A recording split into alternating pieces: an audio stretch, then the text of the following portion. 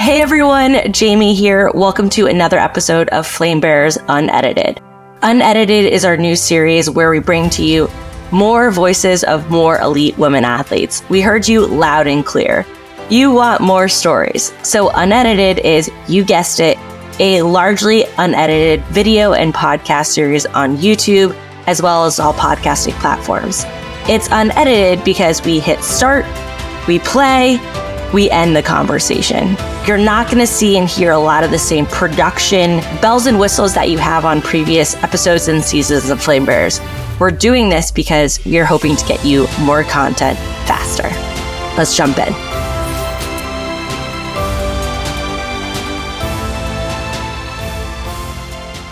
So I'm Chahat Arora. I'm an international swimmer and I swim breaststroke for India. Chahat, how did you get into swimming? So I was very young. I think I was 3.5 or 4. And my parents put me in this sport. And my elder brother used to swim. So I kind of learned swimming just watching him. So walk us through to where you are today. How did you go from, that early watching your brother swim to where national record holder of where you are today? So to be honest, this was never a dream or never a goal. And I was not I didn't love swimming that much. I used to do other sports as well. I was more of a football fan, or I would enjoy playing basketball. But I think slowly when I started winning medals at national and international, it kind of started building up in me that, okay, I am really good in swimming. So I think it was my parents' dream for me to be a swimmer, because they really wanted me to do swimming instead of the other sports, They wouldn't let me play other sports when I was young. So they kind of pushed me into swimming. So I think it was them who wanted me to be a swimmer more than me. How do you feel about that? Are you okay with the fact that you're a swimmer when you say that they pushed you into it? Was it something that you are happy about today, or how do you feel about that? Yeah, I guess I am happy because I have reached this level, and it's not very easy to reach a level in which you are representing your country, especially when you come from such a big country like India. So I am very happy. Because when you are young, you're not able to make decisions that are gonna actually benefit you in future. Mm-hmm. So you kind of make decisions that are, for the time being, maybe they actually feel good, but they are not really helpful to you in future. So I think my parents made that decision I would have never made. So I'm really happy that they pushed me into this sport, and today I've reached a place where I've never even thought I could reach, Sounds like, from what I've seen, it hasn't been all smooth sailing, that there's been, ups and downs along the way. Talk to us about some of those hurdles that you face, some of those challenges. Yeah, for every athlete that, they have ups and downs in this sport. Nobody has a smooth journey. And for me also, there were a lot of ups and downs. So I come from a very small country in India. We didn't have facilities to swim. We have really harsh winters here. Sure. So we didn't have a all-weather pool. So I would swim for 6 months, and then I had to switch to other sports for 6 months. So that kind of didn't give me advantage over the others, because people from South India, they had the facility to train all year round. And I come from North India, and because we didn't have proper facility to swim, so I would not have that advantage over the others, I would have to like choose other sports for the 6 months when we had like harsh winters.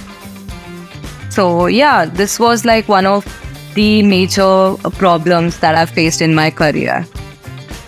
And not having like proper Olympic size facilities.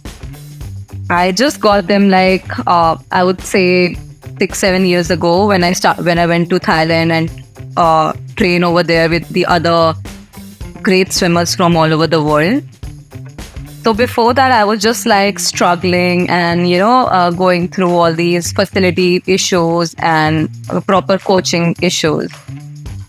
Wow. What advice would you give for people who are in that same situation right now? So who are struggling with facilities, who are struggling with coaches? You've clearly made it to a point where things are better, but what advice would you give to athletes who are currently in that struggle? Yeah, I think if somebody really wants to do something, there's always a way, where there's a will, there's a way. So for me also, like, I could have quit this game and joined some other game, but like I said, like my parents really wanted me to be a swimmer. So I kind of gave my 100% with whatever I had. Sure. So you should always give your best, even in circumstances where you feel that things are not going your way. So that's what I did.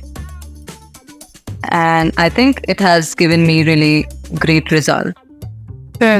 Outstanding results. I actually didn't know about some of the coaching hurdles that you have faced. If you feel comfortable sharing some of those, I think I would love to hear about it. We didn't have that elite coaching. So I would train like, with coaches who have good experience, but they're not like elite coaches or who have done like, some kind of study on swimming. So that kind of was a big hurdle for me. Yeah. Because I really wanted to train somewhere there's like good coaching and you have swimmers to train with. So that's why I made a decision in 2017 to go and train in Thailand. Wow. So over there, like the coach was very experienced and I improved immensely. So that was a good decision that I made. And it really helped me learn a lot. So yeah, I think if somebody really wants to improve their sport, they have to move away from home. And that's what I did. I made that decision. So I'm really like glad that I did that. Chahat, what are your hopes for the future for you personally and professionally?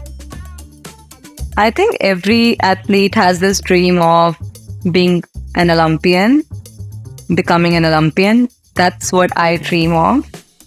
And that dream is still alive. Okay. I'm 26, but I still like try and give my best in every training session, which is pretty hard because swimming is a very physically exhausting sport. So swimming at 26 and competing with swimmers who are like 10 to 12 years younger than me, it's kind of hard. But that Olympic dream is still alive, and let's see where I reach. And Olympics is like, of course, a dream for every athlete, But I would say that athletes shouldn't feel that their career was unsuccessful just because they didn't go to Olympics.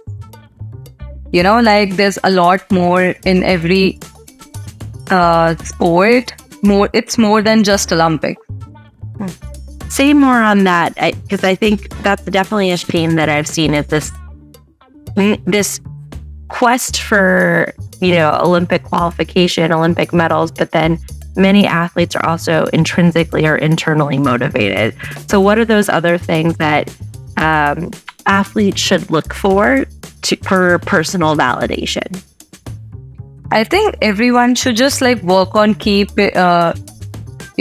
better. So instead of like just thinking that I want to go to Olympics or I want to do this, they should every day try to be better and just compare yourself with who you were yesterday instead of comparing it to others.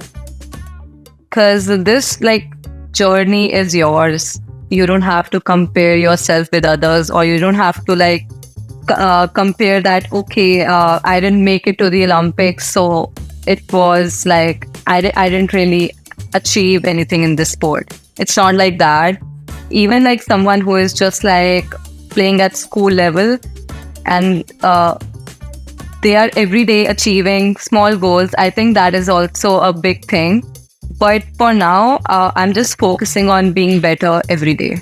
That's incredible. So much of what we do is try to show those non-gold medal moments, those what happens when the cameras are gone, when the fans are gone, because guess what? You're still pushing yourself day in and day out. So I love that focus on improving every single day. So it is now March 7th. Walk us through, you said your Olympic dream is still alive. When will we know for you? So this Olympics, I think it's a little hard for me to qualify because the qualifications are really, really tough. It's really fast, but I'm still trying my best, and we have till July to make it qualify.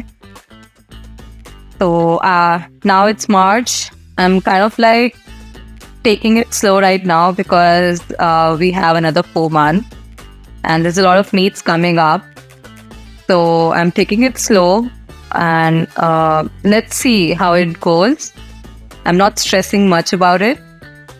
And I really hope that by July I'm giving really good times. Even if I don't qualify, at least I'm trying my best to at least win at national. So what advice would you give for people with stress management? How do you not stress about it? So I think for me, swimming right now, it's more about being happy than being successful. Like if I'm happy doing what I love, that's, I think, good enough for me right now. That because I have done so much in my career, like for last 10 years, I've been like one of the fastest breaststrokers in India. And being that consistent is not very easy. We see people come, give really amazing times, win, but then like they disappear, they are nowhere. So being consistent for me is also very, far-fetched dream. Not everyone can do it. And I made it till here at this age. I think that's success for me, like I'm happy with that. So that's why I'm not stressing more about Olympics, because I think like if I'm happy in what I'm doing, I think I'm successful. Oh, I love that. Yeah, just enjoy what you're doing, let it flow, let it be what it is. Any challenges that you faced specifically when it comes to being a woman athlete? At Flame Bears, we focus specifically on the stories of women and who are Olympians and Paralympians and aspiring Olympians and Paralympians. So we like to illuminate any challenges that athletes have faced when it comes specifically to being a woman. I think that India is kind of a country where female athletes are not given so much priority and male athletes are given more priority. So yeah, there's like small things that actually make me feel that, okay, this, especially a sport like swimming, in India, it's very hard to, do this sport because you have to wear swimsuits and it sometimes like it's not very comfortable. People from all over the country, they don't have like similar mindset.